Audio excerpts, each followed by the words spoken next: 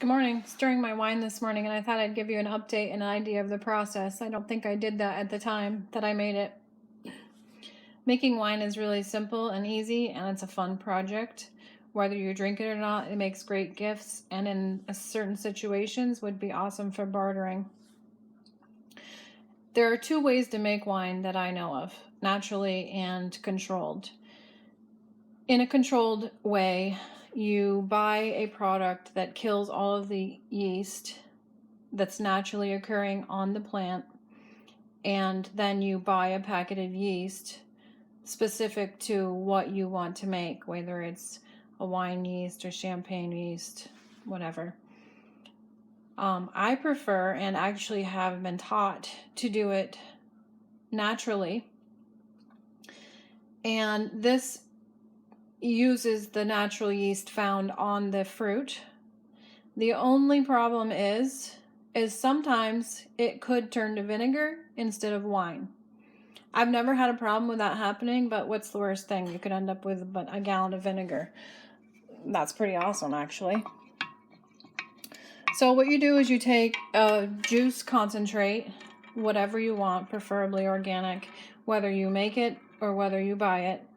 You make it into juice.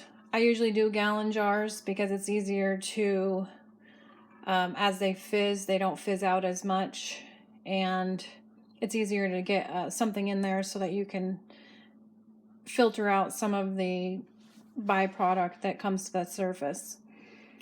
So you get your juice and you add sugar. I was told by the person who made the wine that told me how to do it was to add 10 cups of sugar. It has been a process of learning how sweet I like to do the wine, and there's a huge variation depending on the sweetness of your fruit and your personal preference. I pretty much have settled at about 7 cups of sugar is usually about where I like it for a gallon of wine. So you add 7 cups of sugar, or however much sugar you want to add to your gallon, and you put it in and you stir it well. Now, the whole concept is no, you're not going to drink 7 cups of sugar in this gallon. But comparably, it's actually less than you would if you drank a gallon of soda. But what happens is as the yeast starts to ferment, it eats the sugar. So you are not eating 7 cups of sugar in this gallon.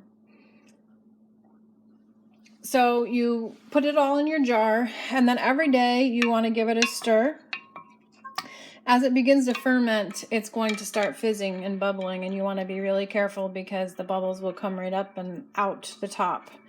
So you just want to give it a gentle stir. You really want to lift the sediment off the bottom. You want to be able to just incorporate it so that the carbonation can come out. And I cover them with coffee filters and a rubber band. This helps to keep it breathable, but it keeps fruit flies off it, which you'll find the fruit flies love when you're making wine. And then after a period of time, after you give it a stir, you'll notice that the bubbles do not come to the top anymore, and that at that point is when you can strain it if you prefer, or just bottle it and store it. You don't want to bottle it if there's any remnants of bubbles, because that could make a mess. And when you stir it, you'll notice that there is some sediment that comes to the top. You want to try to skim that off if you can.